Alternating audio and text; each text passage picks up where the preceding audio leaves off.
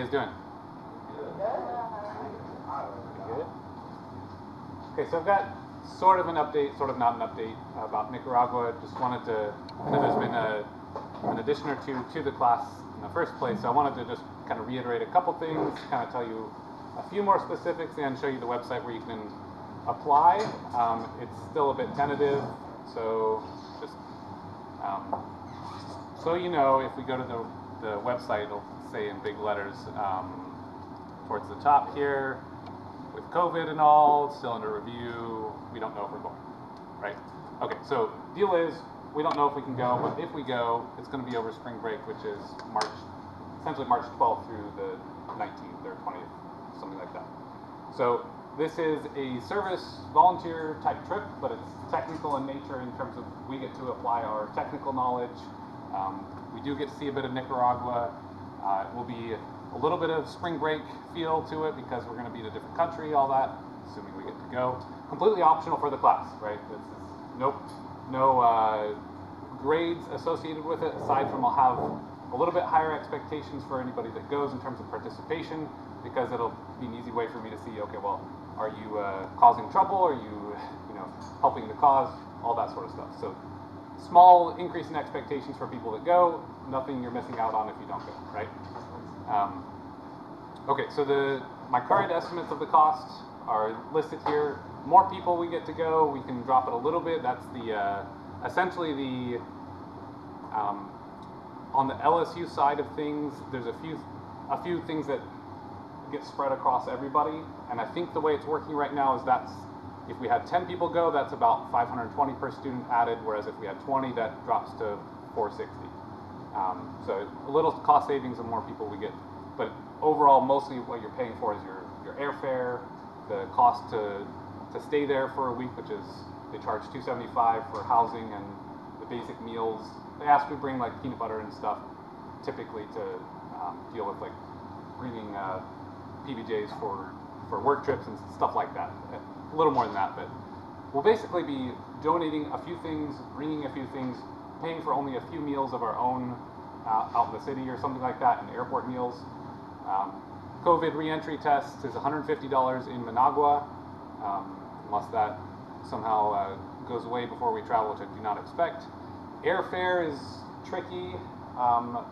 Good estimate is about $800. Maybe there's cheaper options. There's definitely some pricier options. Hopefully the other airlines will open again.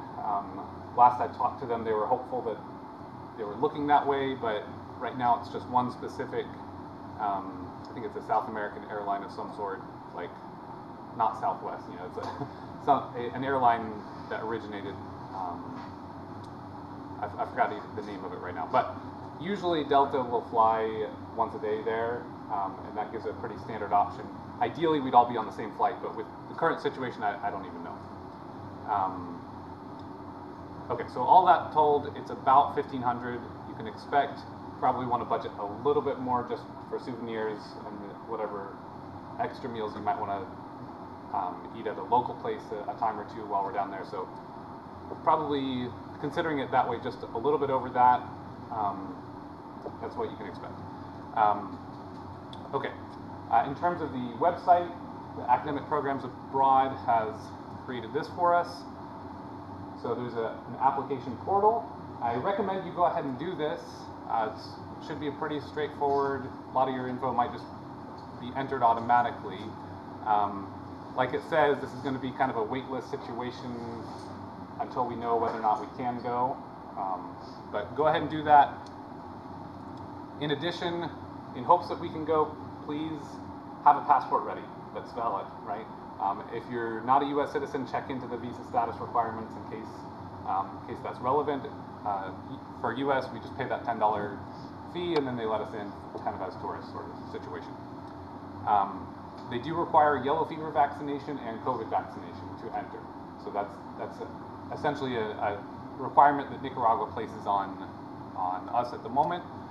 So definitely get in touch with your primary care physician to get that. They also recommend typhoid fever. I think that one's a pill you can take if you take it far enough in advance. So that one's recommended. I've done that in the past, so definitely check in on that. and take a look there. All right. I think they said the wrong thing there. I have a summer France program for research students. I'll announce that to you guys later in case it's relevant. But okay. So apply there. In addition, I'd like to see, just as a kind of a head count, if you don't mind, go ahead and sign into Kahoot. It can be anonymous or whatever this time. I just want a head count of who plans to apply and therefore intends to go.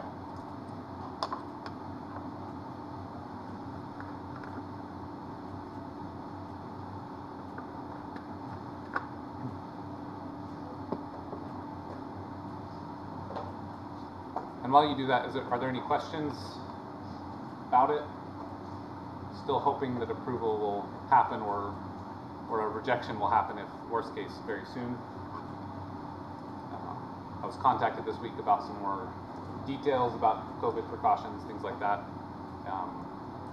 Made me wonder why the business people at LSU and the financial accounting people are asking the environmental engineer whether or not, they seem to know more about it, COVID precautions than I do apparently. So I thought that was a little ironic, but I guess that's the way of having legal protection for LSU. All right, anybody need a moment to get in? We'll go ahead and start it up. Just true for yes, you are planning to come, count it in there. False for no.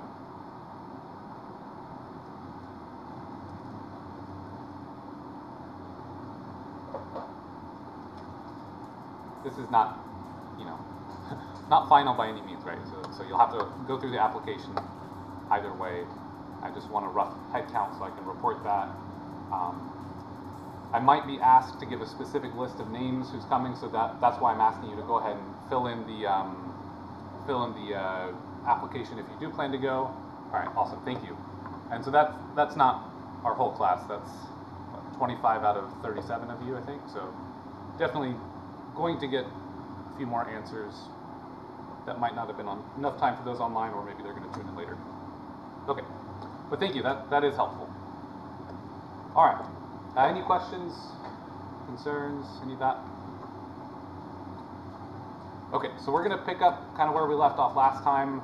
Have a little bit of discussion today. Probably not take up the whole class with it like we did last time, which was I enjoyed. But we'll start with this term global health that the foreword used. I want to talk about it a little bit, kind of think about really what we're talking about when we use the term. What, as engineers, are we really interested in? So I think the definitions are important. So we'll kind of rapidly defining what development is today and then get into some of the ethics. Okay, so what would you say the term global health means? Because in the foreword, I'll go ahead and reread this and then we'll get the brainstorming going. It said, global health can be found in a small child in Mali learning to wash her hands to prevent the spread of diarrheal disease. It appears in the work of a community erecting a water storage tank in the mountains of western Honduras, or village members pouring concrete slabs used for latrines in Timor-Leste. Global health is also present in groups of women constructing more efficient cooking stoves in Asia that not only reduce indoor air pollution, but also make better use of scarce tree resources. Okay, so that's not really a definition, which is why I'm wanting you guys to say, okay, well, what would we say this term global health is? Because that's really how they opened the book.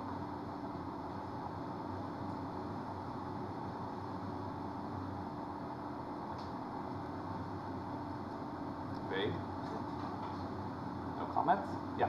Okay, I guess what comes to my mind is like interconnectedness, or like acknowledging the fact that like your actions like have impact like downstream, whether you're like talking about like a river, creek, stream, whatever, Yeah. or like some of those examples also fall within interconnectedness. Right.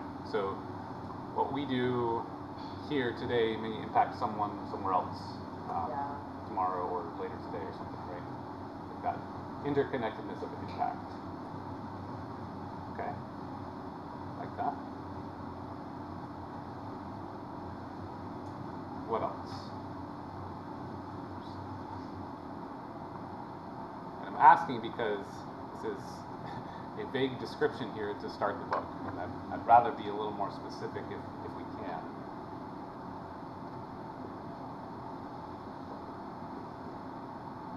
Yeah. I guess on the same thing Laura's on is like advocacy. Okay, I heard advocacy. Can you speak up just a little? Well, Oh, I was just saying it's on the same like kind of trend that Laura is on. There's just like community oriented, it's like advocating for okay, so sort of community oriented advocacy kind of thing, in line with the fact that issues are interconnected.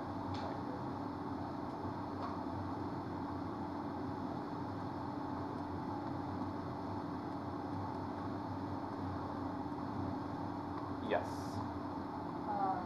Equality of health across the globe, and awareness and education. Okay. So awareness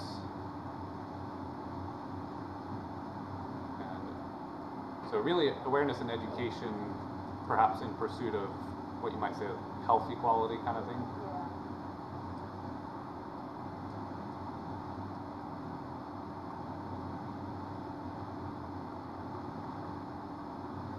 And when you say that, can you be a little more specific about that? Like, are you talking about access to healthcare? Are you talking about like everybody has the same amount of health? I guess healthcare would be too complicated. Okay. And on the government structure of all the different countries. Mm-hmm. So I guess I don't know. I guess it would be more just like understanding. I don't know. Okay, so it's maybe an ideal that we could define a little better, because when we think closely, there's a little bit of a question about, like global health, and I actually agree. I think that's even the wiki definition we'll look at in a moment. It includes that, but this is exactly why I wanted to sort of talk about it and brainstorm, because if we have a very vague concept and then it's defined with some vague concepts, I'd like to articulate that so we can actually really know our motivation here, where we're aiming, so that we can aim properly. So that equality, there's some issues there, right? The health care being one thing, but like you said, that's complicated. So especially access to health care, right? There's a lot of factors that would go into that. We could say outcomes and diseases.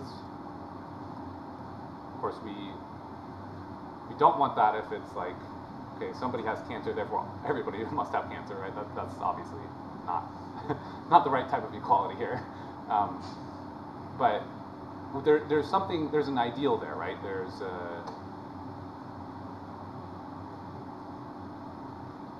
an ideal that certainly feels like it's worth pursuing.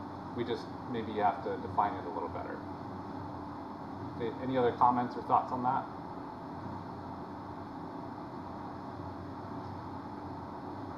Yeah. just like access to adequate like medical technologies and like medicine and vaccinations and stuff like that. Yeah. So right along with what we were talking, that aspect, perhaps just access or improved access or concern about access to, I'll just generically say medicine to include all of that. Yeah. Okay. So let's take a look at what Wikipedia says, as trustworthy as that is, right? So it's defining global health. It says global health is the health of the population in the worldwide context, which is a little vague, but okay, so thinking about health of populations as it relates to global stuff. It has been defined as the area of study, research, and practice that places a priority in improving health and achieving equity in health, we mentioned, for all people worldwide. Problems that transcend national borders or have a global political and economic impact are often emphasized. Thus, global health is about worldwide health improvement, including mental health, reducing disparities, protecting against global threats that that disregard national borders. Global health is not to be confused with international health. I thought this was very interesting right here, which is defined as the branch of public health focusing on developing nations and foreign aid efforts by industrialized countries. So in some sense, maybe that's what we are actually thinking that we're talking about, whereas global health is something a little more nebulous and hard to define. So it goes on to say, global health can be measured as a function of various global diseases and their prevalence in the world and threat to decrease life expectancy in the present day. It also mentions that estimates that in a pre-modern poor world, life expectancy was around 30 years in all regions of the world.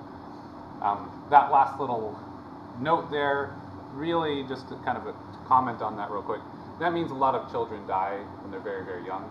You might have lots of births, lots of miscarriages, or lots of births that don't lead to children that survive more than a couple of years, right?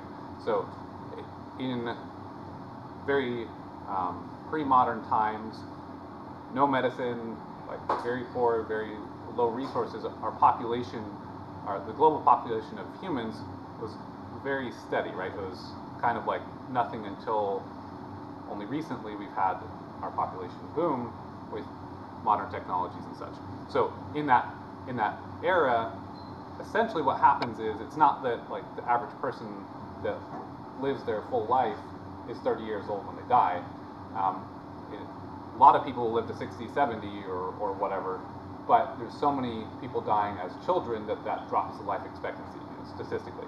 So it's not just we have a bell curve like that and here's 30.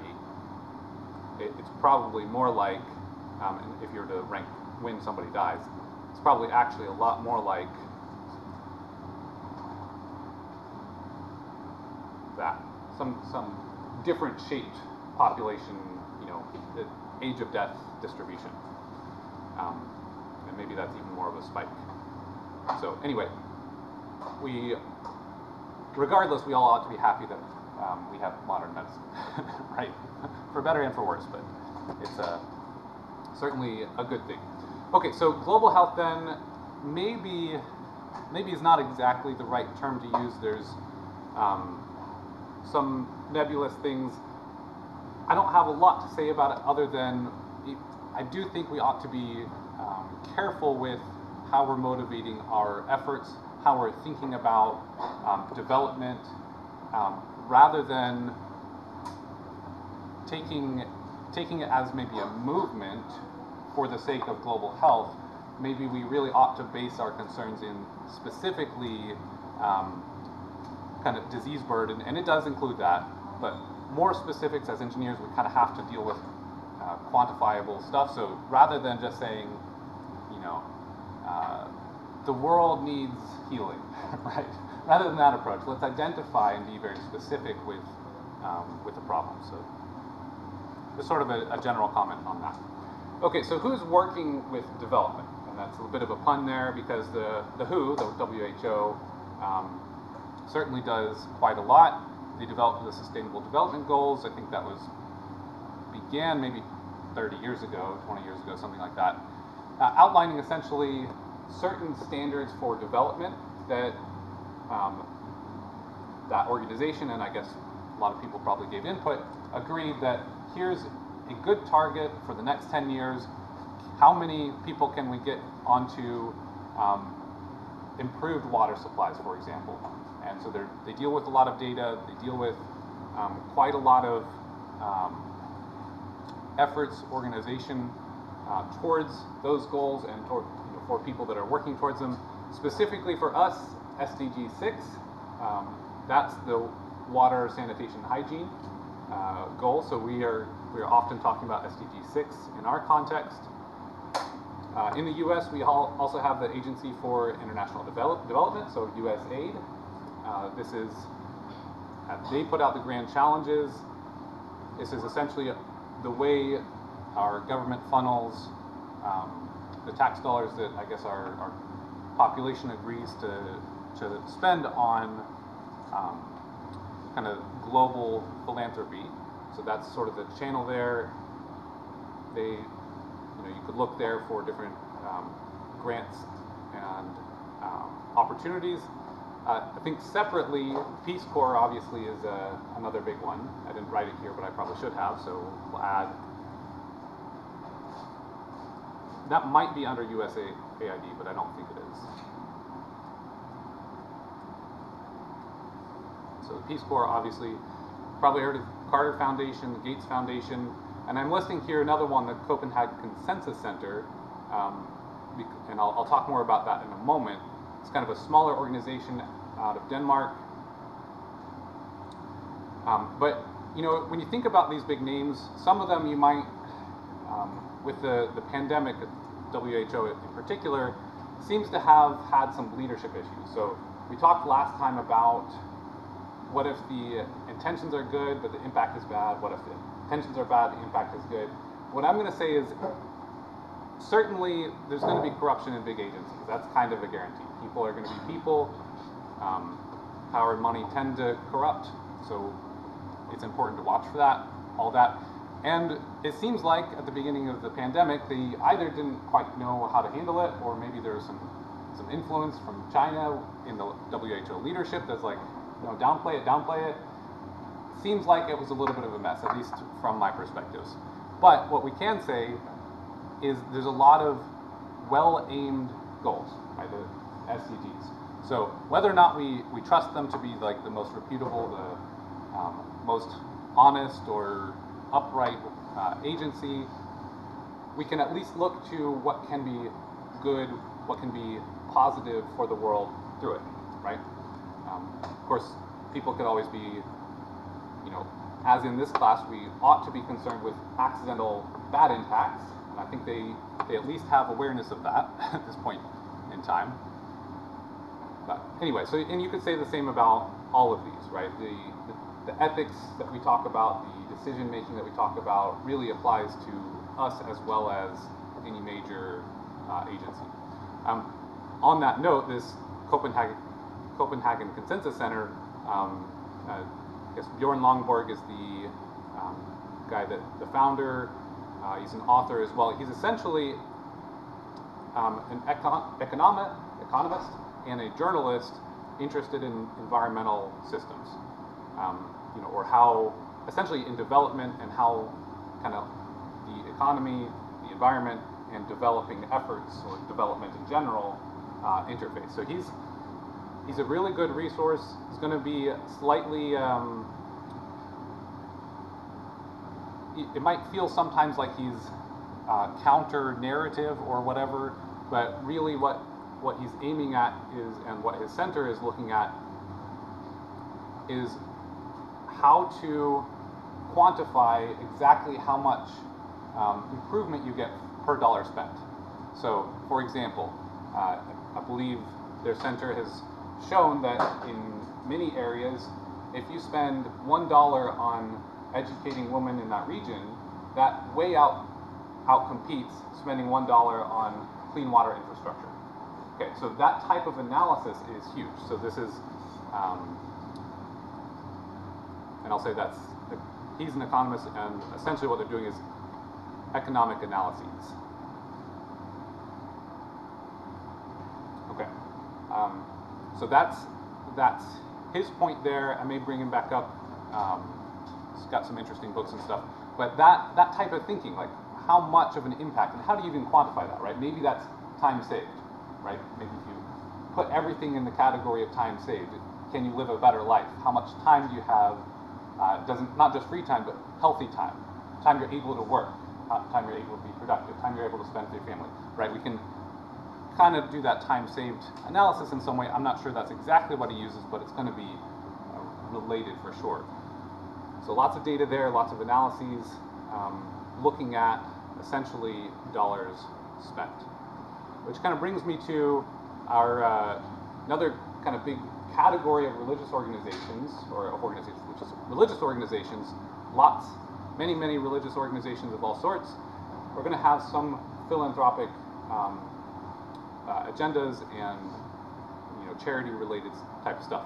Obviously, the Nicaragua NGO. So NGO means non-governmental organization. You'll see that all the time in development. That includes like, nonprofits for other purposes too, but especially in like developing context, you'll see the NGO that's working here, the NGO this, NGO that. That's what they're talking about, is any non-governmental organization kind of, or agency that's engaged in this stuff. Technically, the Carter Foundation, the Gates Foundation would be NGOs. I think the center is as well, unless it's like a company instead.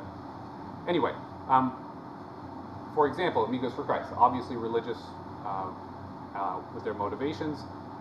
And again, I'm just going to reiterate that I don't think we should discount or trust based on a religious affiliation, right?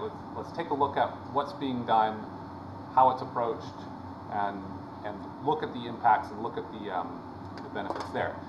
One pretty useful tool to analyze a charity or an NGO to see, okay, well, how trustworthy is this? How much of the dollar that I give them actually goes to something productive, or are they just spending it all on fundraising?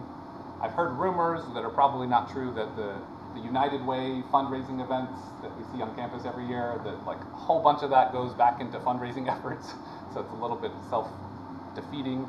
I don't think that's true, but you hear rumors like that. How do you check it?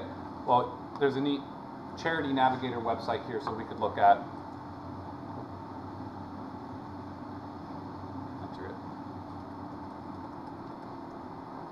You can check this one in Nicaragua, and one of the reasons I'm confident about it is because whenever you take a look at some ratings for transparency, for how well they're dealing with their budgets and all, they are very highly rated.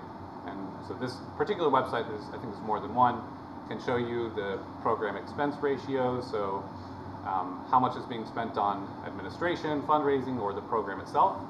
So the fact that 96.2% of their donation goes into the program is a positive, and then of course this website has some sort of rating system. So 1.7% is administrative expenses, including salaries, I believe.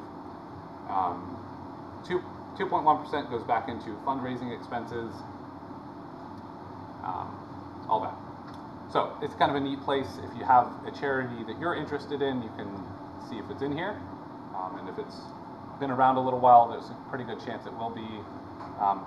And maybe the ratings are not everything. Maybe they're useful, but not always like a perfect description. Maybe there's somebody, like I looked at one and it was rated poorly because some of the board members were being paid by the organization, which they recommend external board members, right?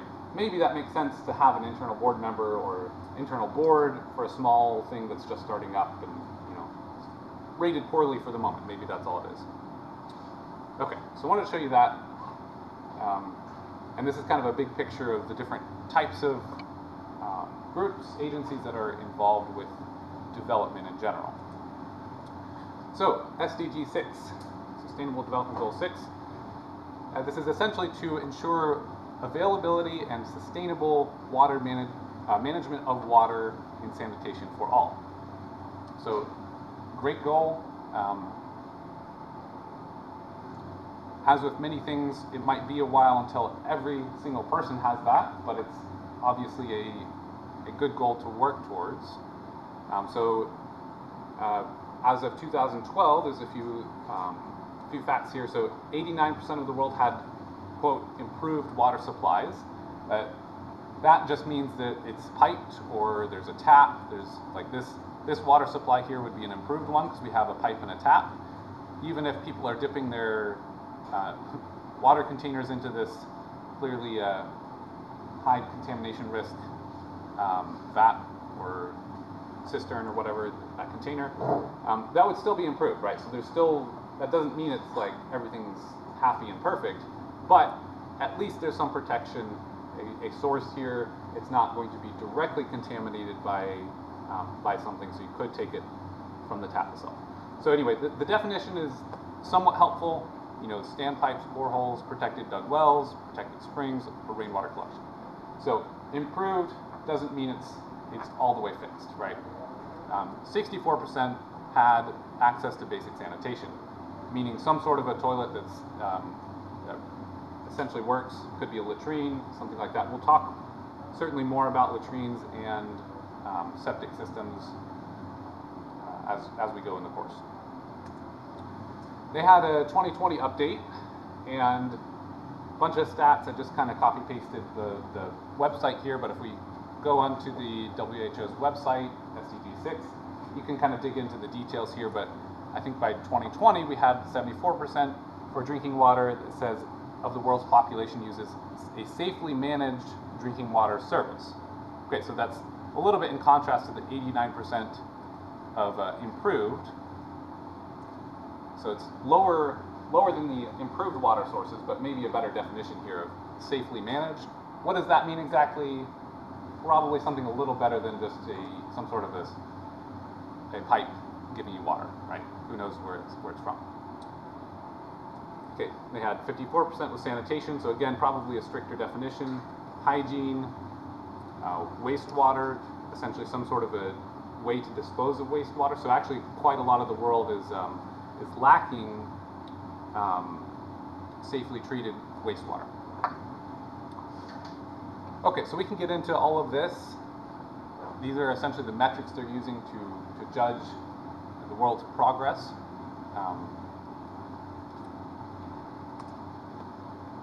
Okay, any questions or comments before we dive into some ethics?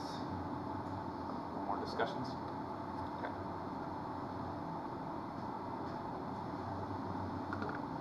Okay, so we've been touching on this a little bit, but I wanted to talk a little bit more directly. Essentially, the foundation we would use to intervene, to go to somebody and say, hey, you need better water, I'm going to help. What does that look like? What are we standing on in terms of kind of knowing how, when, why, if to do that? Well, ethics first of all, right? We must keep in mind ethical considerations as well as essentially basic human dignity, right?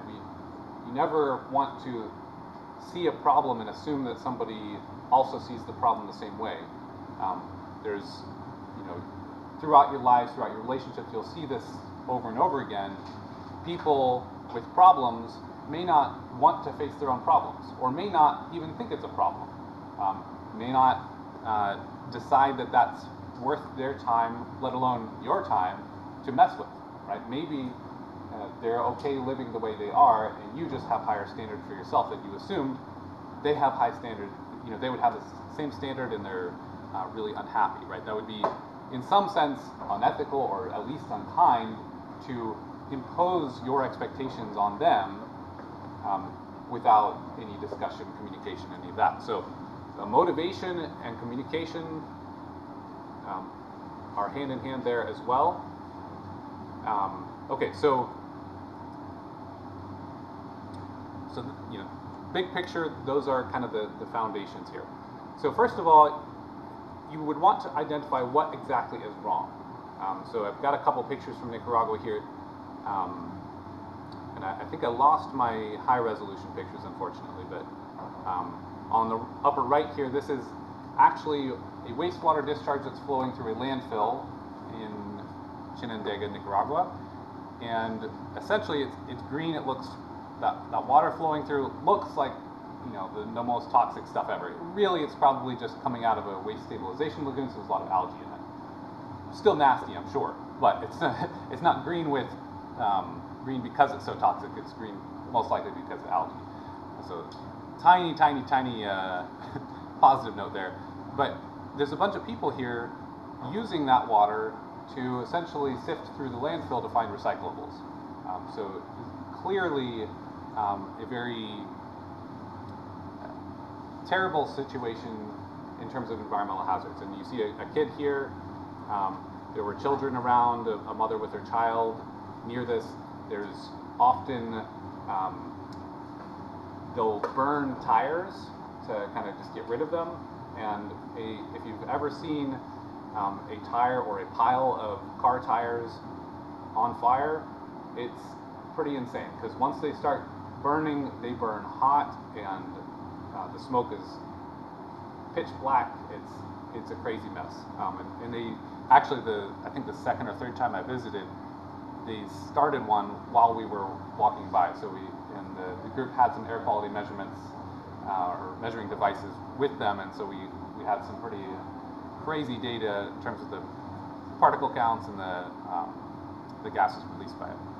So extremely a really terrible situation there. And actually, the history of this NGO, Amigos for Christ, really was started because a group went on a trip down here after, I think it was Hurricane Mitch in the 90s, caused massive landslides in most of Nicaragua. A lot of refugees were pushed around the country, and I don't know how they got the connection, but they learned that this group of refugees were pushed from kind of eastern Nicaragua to this western part into right next to this landfill. This little community has a name, and so then the government promised, we're going to provide a spot for you to live, this will be temporary, but then they never followed through, right? So they're just stuck here living in this community, and they just end up making a living kind of at that landfill. Got a question? Yeah. Are the people in charge of the, I forgot the name, I already forgot the name. Are they American or are they Nicaraguan? Yeah, they're American. The founder, I think one of his parents, and he's an older guy now, but one of his parents is Mexican, I believe. So grew up fluent in Spanish and very familiar with Hispanic culture in general, but he was born and raised and educated in the U.S. But they have people, they employ locals, they have permanent staff there, so it's not like they just go on trips every so often. There are people living there and come back on break. So it's a good question. Okay, so then that was like a little over 20 years ago. They decided that they wanted to make some sort of organization to help them and build some housing for these communities in other areas and try to move them out. They had a good amount of success, but one thing that happened was the community that grew there next to the landfill, essentially that was the life they knew, and not all of them wanted to leave it. So it's a little shanty town kind of a situation. A lot of people moved out and were removed from these awful conditions and had better lives, but there's a fair number that they just weren't interested, right? So I think that was a lot of learning experiences for the organization, Amigos for Christ. But yeah, so obviously we see something that's wrong here, right? There's so much that's wrong there, and I could go in more detail, but I won't for now. So we can sometimes see it very clearly. Sometimes it's very obvious. So then it's like, okay, well, how should we help? Can we help? How do we know when to help? There's another thing I saw there. This is a rural community. This was a illicit gold mining operation. They had set up this equipment. They were essentially, they had mercury here, and they were just processing the dirt, and I think they had a little bit of a catchment for the mercury to reuse it, but not much. And so there's clearly mercury just discharging out into the kind of the open field, into the groundwater and all that. So how do we know when we can help? Like, there's people making a really good living compared to what they had here because of that, and so they, in some regard, they're going to be really angry if you take that away, right? That's dollars per day is a lot more than what they were getting with maybe whatever else they were doing. Okay, so kind of the first step in taking a technical approach to problem identification would be to typically do an observational visit. So if you ever work with Engineers Without Borders or something like that, the first step really is gonna, you've identified some sort of problem. Maybe you looked at a map and saw, okay, well, this map in particular, that's malaria. We'll take a look at this website. It's a great website for data from the WHO. So maybe you identify a spot, you're motivated, you're interested in helping, so then you really need to get on the ground and visit, see the problems. You might see some obvious problems like we just looked at. You'd want a technical evaluation to see, well, what solutions are viable, what's the extent of the problem, quantify the the amount of pathogens suspected in the water, for example, or the air quality parameters. You might need public health studies, or maybe that's part of your motivation, and maybe that's part of your problem identification. Certainly could help. Certainly would strengthen your kind of problem identification there. Sometimes you might be able to identify a problem based on community outcry. We see this. Flint, Michigan is a pretty good example. Not a developing country, but we saw that it was really the community outcry that really caused action there. And I put a finger on the problem. If you have not taken my class, my 3110 class, I always give a seminar on that. I've got recordings of that on YouTube if you're interested. So I can point you to that if you'd like. But it's essentially there was a pediatrician that noticed high blood lead levels in children, and then reached out, got help from some academics actually to show that there's lead in the water, spurred all of that. So there's terrible but interesting case study there, and that could look like a whole different, all sorts of things. One thing I'll say, kind of a theme here, is as we're pursuing activism, it's always good to be cautious about trying to define when, to what extent there is a problem. When is activism, when does it accomplish its goal, in some sense, right? If you have solved the problem, does it make sense to maintain an organization that's actively trying to find problems, right? If that's their business model, is to find problems and to make a fuss about it, with the motivation of helping people. Well, if the problems are gone, what do you do with the people that are still working there? Right? It's actually an interesting problem that you don't really think about. And there's a lot of good solutions, obviously, but in some cases, we just want to be careful we don't continue to push at problems that are not actually there, or maybe the community doesn't want help with, right? So that just good to be thoughtful with our activism. Okay, so data obviously can help identify the problems. That's this Global Health Observatory website. It's pretty neat. You can take a look. We can look different countries or indicators. Lots of maps on here. Well worth exploring. So please take a look when you get a chance. That'll probably take a little while to load, but we can, if we were to go to Nicaragua, for example,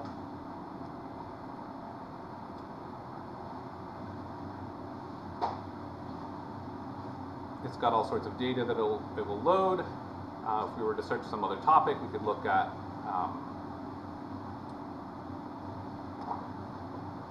different maps. So we could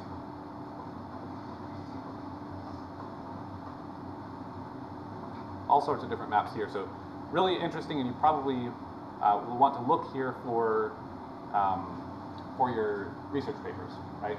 And a lot of times these maps will be built on scientific journal articles that have been published, reports that have been published, and so you can kind of source not just the website, but also the data that they're getting it from. Okay. All right, and some data I had back in 2017, we had 785 million people with no basic water service. Kind of ties into the other data we talked about already. But this is from the website, I think, when I first taught this course. 45% used safely managed hygiene, and that's increased by about 1% per year between 2008 to 2017. I think today we saw it at about 54% or something, so that kind of tracks pretty well with that increase. Burden of disease, in 2017, 800,000 deaths, in 2016, from diarrheal diseases. So if you think about that, that's a lot of disease. That's a lot of preventable disease. You think about COVID, and if you looked at COVID deaths that are specifically related just to COVID, I don't think it comes anywhere near diarrheal disease. To put that in perspective, if all of the world treated diarrheal diseases with the same emphasis as we've treated COVID, of course, the problem here is developing countries don't really have the same resources to treat something like that and aren't treating it the same way. I think that's why LSU is scared about Nicaragua with COVID. Nicaragua doesn't have a whole lot of data on what their COVID counts are and everything. So with the assumption, which I think is becoming less correct now, that any COVID is bad, is bad and terrible and must be avoided at all costs, I think that it makes sense that LSU is concerned because how do we know how many people have it and what are they doing to control it? Probably not a lot, because they have bigger problems on their hands to deal with and little infrastructure, lots of corruption, all of that. So interesting to think about that in terms of deaths per year and really what kind of risks and threats to human lives do we consider, right? That the risk perception is a huge component of what the public does with risks. Okay, so we found a problem. Maybe in this malaria graph, we see that Venezuela has rather than decreased malaria over the past few years, it's increased. That's what the graph is showing. It's really one of the only places. So what do we do, right? Should we maximize good at all costs? I mean, is it a cost cost-benefit function that we can just optimize and select the optimal cost-benefit ratio? What do we do? So if we categorize reasons for or reasons against, of course, saving lives is important. Reasons against, it's not wanted. But what else? What other reasons for intervening, for helping with a problem, or against it? Quality of life. So quality of life, so to increase quality of life.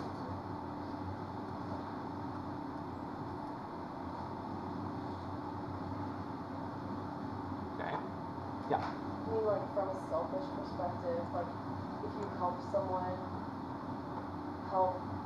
give them the tools they need to help solve, like, their own problems, then, like, that gives them more time to, I don't know, like, think of, gives them more time to solve other global problems, too. Like, Okay. in generally speaking. Yeah. So, like, theoretically, like, they could be the ones solving cancer now, Right. So essentially, like, having more people equipped to help, to solve problems. Yeah, I don't know. I like that.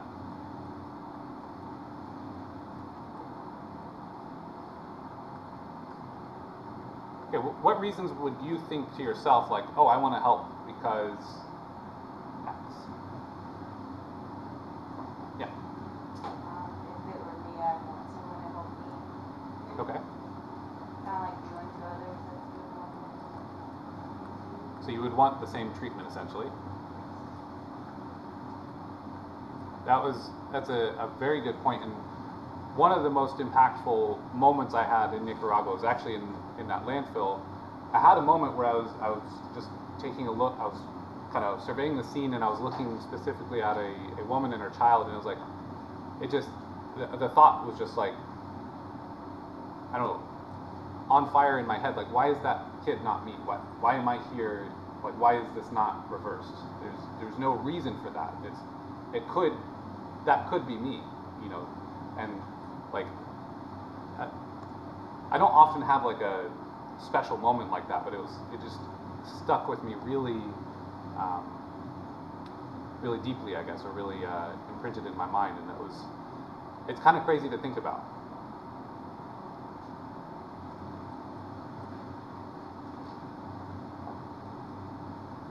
Okay, let's have some more selfish ideas, right? Makes me feel good, right?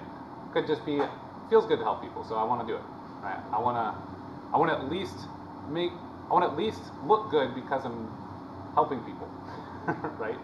So,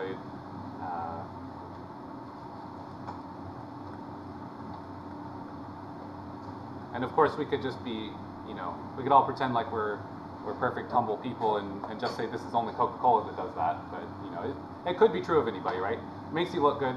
And, the reason it makes you look good is because society likes that, because it's helpful for society. And that's not a bad thing, right? It's not a bad thing that it makes you look good. There's, again, questions about, motivation and how well oriented it is with the good of the people there that you're supposedly helping. But it could also be legitimate, and it would typically makes you feel good, right? You see memes every once in a while, free hugs or the pass it on type of things, and it works because people realize there's something innately positive feeling about helping another person, right, or doing something kind, right? That's kind of stuff. All right. What are the reasons for or against?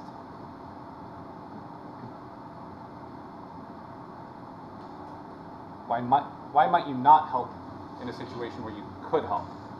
It's possible to help, but you don't. Not saying it's legit or illegitimate. Just what might be some reasons? Yeah. If somehow it's harmful to you, like if it's harmful to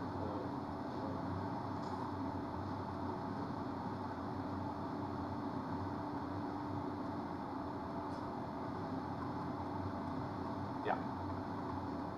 And of course, if we do get to go on the trip, that's a cost that we'll all be paying, right? We would have had a nice spring break, do what you want or whatever. Instead, we're going to be sweating in the sun doing science and stuff, right? Yeah. Is this just from like our perspective or the people's perspective? Either way, just kind of brainstorming about like we see a problem. What do we do about it? Like, do we do it? Like that decision-making process. Probably both are important. I feel like the not wanted, like, I know especially in Mexico, people literally can't trust their government, and healthcare typically comes from the government. And like, there's people here who are educated in America and still won't get vaccinated. They don't trust our government. So I can't see people in developing countries that already have very good reasons not to trust their government wanting to take what they give them, if that makes sense. Right. So anybody that, the lack of trust, I think you could boil that down to lack of trust, which I think we can all relate to in some manners, throughout our lives. That sometimes we just don't trust something. Maybe it's a personal experience, maybe it's something else, but we ought to respect if somebody lacks trust in something or in you for what you're offering, right?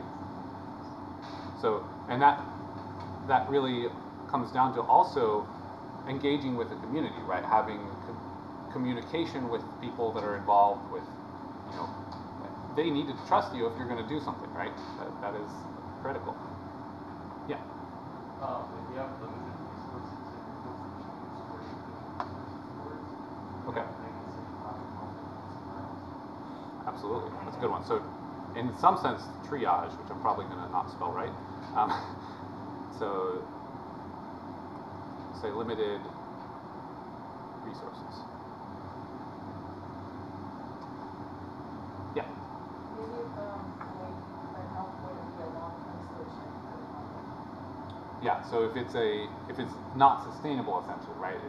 It's a short-term fix that's sometimes it may even be a burden to give something to somebody if they have to maintain it and spend all the resources and they didn't even feel like they needed it or wanted it, right? And that it could be taking up valuable space or something, or it could be preventing them from using the well like they used to, and now it's broken, and so now they don't have water at all, or something like that, right? So, so a short-term solution is definitely a key issue why you might decide not to do it if that's all you are able to do and can't have a permanent connection, permanent presence in the area. That would be a reason. Yeah. Maybe like kind of along with that, it being kind of like more individually based instead of like working with a government to fully like service all people. So like you know, just like helping one person instead of like, I don't know, well versus like actually like the country, helping the country work to, you know, improve their water, you know. Okay, so are you saying that like you might not choose not to because you're only able to help one person, or because the activity is only helping one Yeah, person? because then it's like, it's not as sustainable, because then eventually you're gonna have to leave, and then they're gonna be left with the issues, and there's no, systemic solution within the country to, solve the problem in the long term, it's just Yeah. gonna be a failure. Okay, so sort of a limited impact in sustainability, right? Or limited sustainability, so a lot like the last one, which, you know, that also means the limited impact. Okay. Anything else?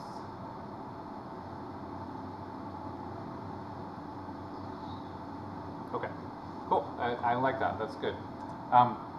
Okay, so a wise person once taught me that advice requires permission. If you think about that as you're growing up and you are starting to become an adult, and you think about your parents giving you advice, at some point it would make a lot more sense if they treated you like a friend and been like, hey, do you mind if I give you some advice? And you can say no, right? That would be really nice. If, you know, I feel very fortunate. My parents are like that. I can say, you know, I don't think I want the advice, you know, they'd be cool with that.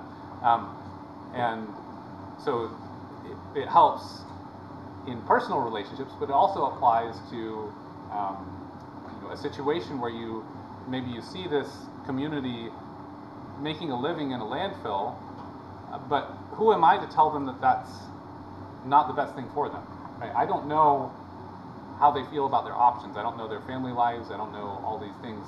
And unless I get to know them and get to a point where I can, you know, they are trusting me to have their interests and, you know, and everything in mind, and they trust me enough to accept my advice, I really shouldn't be forcing it on them, right? We say, you know, we say no soliciting, right? If you listen to all the companies that advise you to buy their product, that's not sustainable, right? You're going to spend all your money on stuff you don't actually need. We have no soliciting signs in different places for reasons, right? We don't want to be told what to do all the time. Nobody wants that, right? Especially if they don't trust you, especially if they have no idea what your motives are, right? So it's a good idea to assume that if you're working with a community, you really need to get to a point where they can articulate what they need and ask you for help or for advice, rather than you tell them and have that attitude. So it's kind of an attitude of humility that's sort of required here. Requires community involvement. Communication barriers, therefore, are very important to consider, to overcome, to deal with properly. That could be language, that could be culture. Even subcultures in the US will have different ways of communicating, and may find some ways of talking, greeting, whatever, more appropriate than others. I lived in Michigan for 2 years, and the funny thing was, you walk around, let's say in a park on a sunny summer day, which is not too hot up there, so you can walk around and be happy. And people you'd walk by would not make eye contact. They would not wave, they would not nod, they would not say hello, they would not smile at you. And coming from the South, it's kind of used to that, like, oh, hi, you know, walking around the pond in the apartment complex I used to live in, like, you just greet people. It'd be like, oh, hey, you know, smile, nod, whatever. And it was just different cultures, right? Same country, different cultures, like, there's all sorts of things. A lot of countries, if you gesture to somebody like, hey, I want you to come over here, and you'd be like, hey, come here, that's offensive, kind of like giving the middle finger, or suggestive in some manner like that. So instead, a lot of places are like, come here, and you have your hand this way, rather than this way. So it's just the way it is, right? So there's things like that you may never consider that could become issues. You know, all of a sudden, this group you're working with is really offended, and like, how could you? And you have no idea why, right? So there's all sorts of cultural things that could play a part.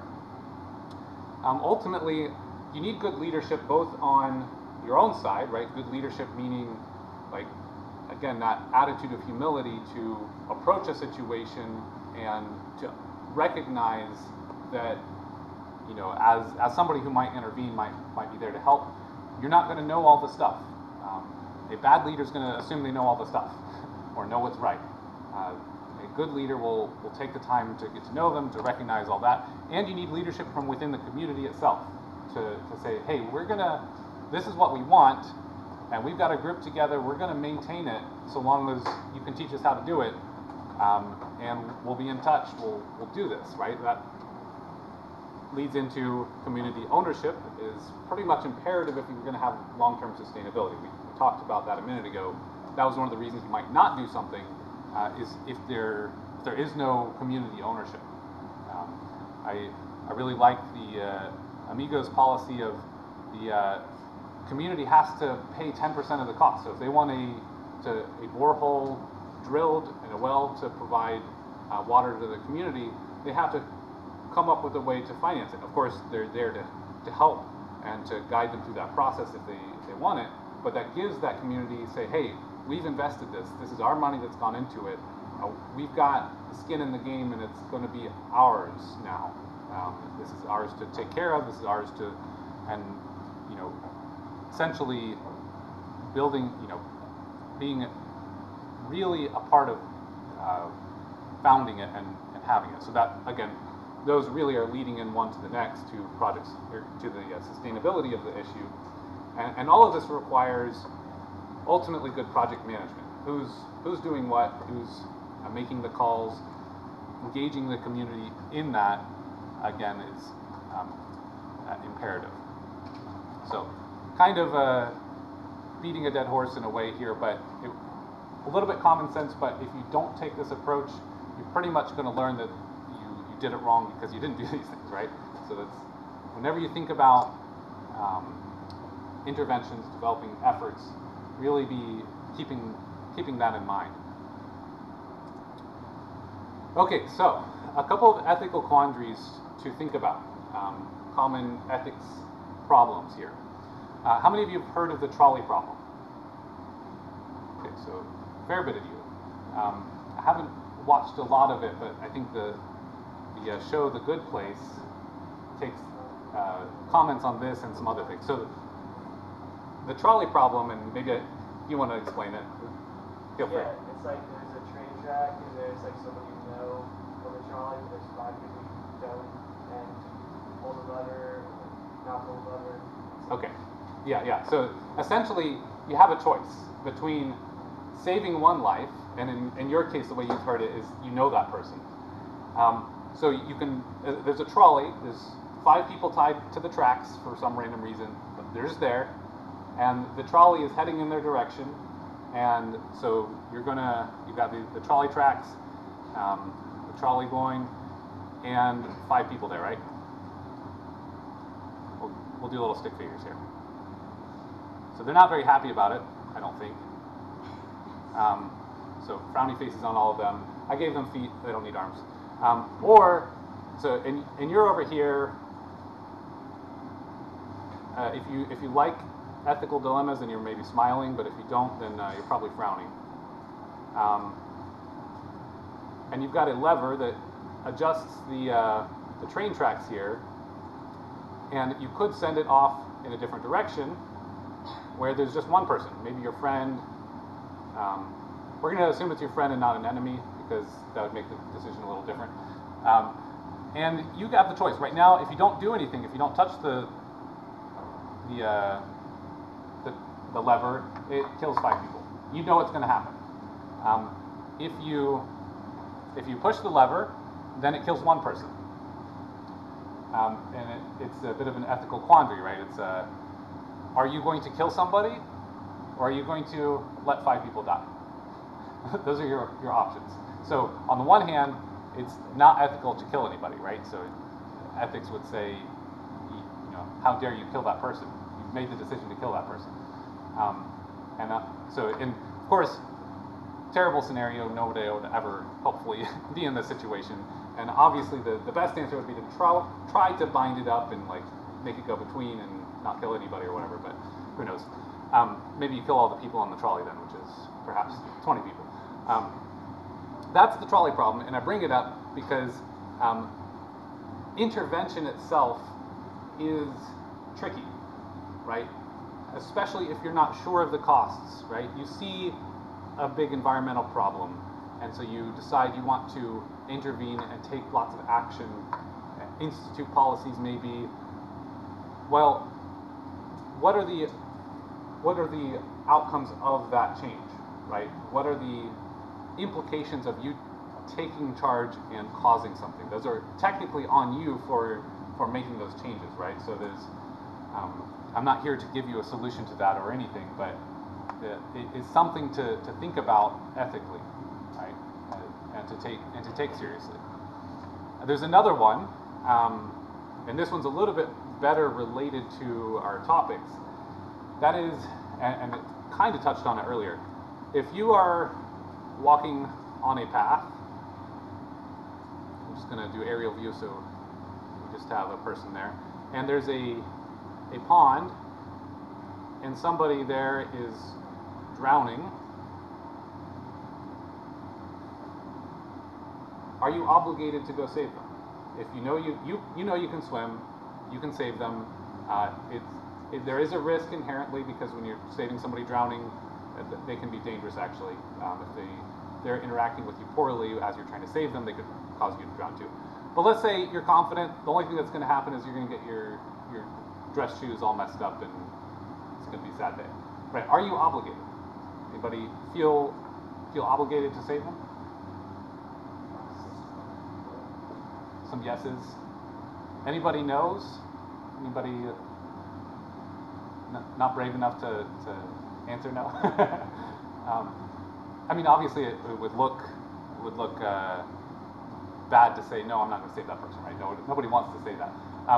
So I enjoyed this type of conversation with my youngest brother. Coming back to siblings real quick, he likes to push.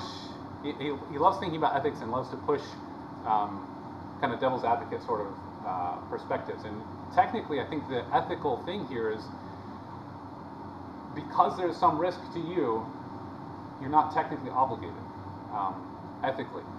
At least I think that's the case for most ethicists would say. Now, if you're anything like me, I would feel like absolutely I would try to save the person, or would feel pretty poorly if I didn't, or whatever. So certainly there's moral aspects to it that are probably compelling most people, but ethically, if you're obligated to save that person, are you not also obligated to save people that are starving in developing countries, or save people that are impoverished in other ways, at risk in other ways? Like, if you become aware of it, does that make you obligated? And ethically, I think that gets overburdening, right? I think that becomes, you could completely obligate your life to saving people. I don't think that's ethical to expect anyone to live that in that manner, even if it's a moral good to go and save their life, right? There's some interesting dynamic there that I don't claim to understand all the way, but it's probably a good thing to think about in terms of, what about overseas? Are the advertisements that show you starving children, are those ethical because they're being manipulative? Maybe there's some aspect of them that are unethical manipulations. Maybe it's, you might be thinking to yourself, well, it's unethical that I don't act on that. So interesting and difficult questions there. So when we think about intervening with development stuff, whether it's water quality, air quality, whatever, it's a challenging topic. There's a lot to it. So I would encourage all of you, since you're taking my class, I have some permission to give advice, to take a humble approach to it, to not presume you know everything about the situations, and to be thoughtful with it. Okay, so with that, I'll try to have some more details about the the writing assignment next time. I did not post the readings that I mentioned until this morning, so I apologize about that. I have posted them, a couple of them I think you'll find interesting, including on one about the risks versus risks of implementing hygiene sanitation technologies. So it's just a one-page kind of technical report on that. And so I may email you a little bit about that. Next time I think we'll be getting into some basic point of use treatment technologies. And I should give you the kind of more instruction about the writing. If I get any updates about the Nicaragua trip, I will let you know as soon as I do. So have a good week.